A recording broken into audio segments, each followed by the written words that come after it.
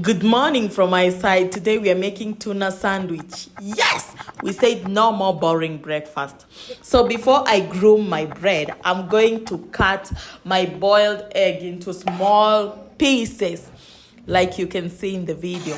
Then I will accompany it with some tuna, and then I'll go in and put some mayonnaise and 1 teaspoon of salt. Then I'm going to mix this well before I start grooming my bread. Yes, so the next step I'm going to do is I'm going to apply some butter on my bread, and then I'm going to dress it with now the tuna mix of egg and mayo.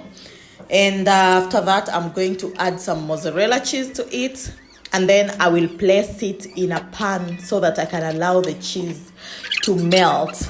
Yes.